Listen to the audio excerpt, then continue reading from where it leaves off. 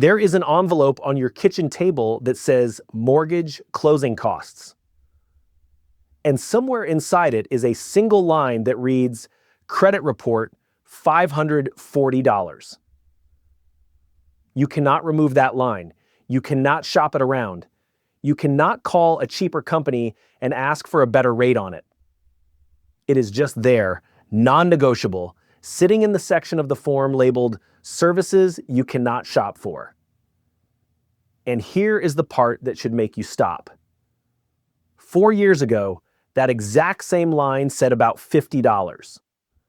Nobody ever sat you down and explained that a private company most people have never heard of quietly raised the price of that one 3-digit number by more than 1,500%. So tonight, I am going to follow that money for you. I am going to show you how a $50 credit check became a $540 toll gate, the single company that every mortgage in America is forced to run through, and the names of the people in Washington who watched it happen and did nothing for 8 years. Start with the trail, because the numbers tell the whole story. For most of the last 30 years, the royalty this company, called FICO, charged for one credit score was measured in pennies. It was about 60 cents. Then, a few years ago, the increases started, and they did not stop. That wholesale royalty climbed from 60 cents to $10 per score in just 5 years. That is a 16-fold jump, and those are the figures laid out in a United States Senator's official oversight letter, not a guess. Now here's how it multiplies. A standard mortgage does not pull one score. It pulls 3, one from each of the 3 big credit bureaus. So that is $30 in FICO royalty alone before a single markup gets added. Then the bureaus add their cut. Then the resellers add theirs. And the total credit cost on a closed loan went from roughly $50 in 2022 to about $540 today, according to a survey of independent mortgage lenders by a group called CHLA. Now, I want to give you FICO's side because it deserves to be heard. The company says it only sets that base royalty, that the credit bureaus are the ones stacking the biggest markups on top, and that a credit score is still a tiny sliver of your total closing costs. And parts of that are fair. But the Senate put the real question better than I could. The point is not whether this fee is small next to the others on your sheet. The point is whether a company can double its price in a single year for the exact same product, which is precisely what it did for 2026, and whether that is a healthy market at work or a company that simply has nobody able to tell it no. And here is the detail that should truly get under your skin. This company collects that fee every single time your score is pulled, whether or not you ever get the house. Sit with that. If you are a first-time buyer with a thin credit file and a tight budget, and you apply at 3 different lenders, and 2 of them turn you down, this company gets paid all 3 times. It profits from the rejection. It makes money off the no, which means it earns the most from exactly the people the housing market is already grinding down the hardest.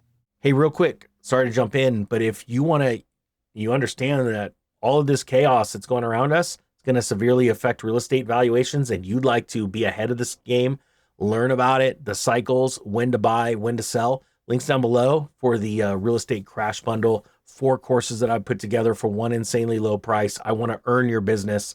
Check them out. You won't be disappointed. And hey, if you want, within 30 days, I'll blow your mind. If you're like, this isn't going to change my life, Ninja, send us an email. We'll refund your purchase. That's how crazy of a deal it is. All right. Within 30 days. All right. Let's get back to the video. You have actually seen this machine before, just wearing a different uniform. Back in 1984, Congress deregulated cable television and handed local cable companies protected monopolies over their territories. With no competition and a captive audience, prices shot up so fast that by 1992, Congress had to pass a whole new law just to claw the rates back down. A protected franchise with customers who cannot walk away raises prices because it can, right up until somebody forces competition back into the room. Swap the cable box for a 3-digit score, and you are staring at the identical blueprint. So who built the wall that kept every other company out? For nearly 3 decades, the rule was quiet and almost invisible. If a lender wanted to sell your loan to Fannie Mae or Freddie Mac, the government-backed giants that stand behind most American mortgages, that loan was required to carry one specific score. Classic FICO. Not a FICO score if the lender preferred it, the one permitted. That single federal requirement handed FICO around 90% of the entire mortgage credit score market. The figure cited in the Senate investigation, and among first-time buyers, its grip runs even tighter. The mortgage industry itself finally said the quiet part out loud. The head of the Mortgage Bankers Association pointed out that lenders are required by the government to obtain these scores and called the arrangement an oligopoly, raising prices at many times the pace of inflation. The lender group CHLA went one step further and called it a monopoly, plain and simple. And in March of this year, a United States senator opened a formal investigation, writing to FICO's chief executive and to the Federal Trade Commission on the same day, and estimating that the 2026 price hike alone could add roughly $500 million in costs across the mortgage industry. All of it ultimately paid by borrowers like you.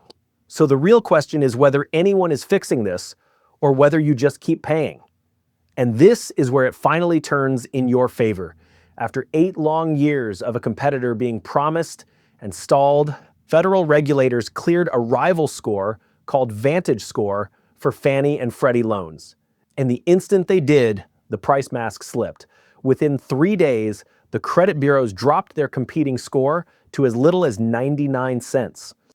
And FICO itself cut its own newer mortgage score from almost $5 down to 99 cents to match.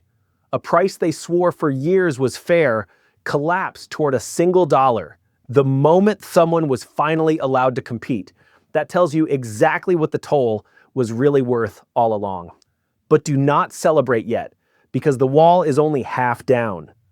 That new score is still optional, and most closings this summer are still running on classic FICO, which means that $540 line is very likely still sitting on your sheet today. So here is what you actually do. First, cluster your loan applications close together in time, because each fresh application can trigger another full round of score pulls, and spreading them across months just feeds the toll more times.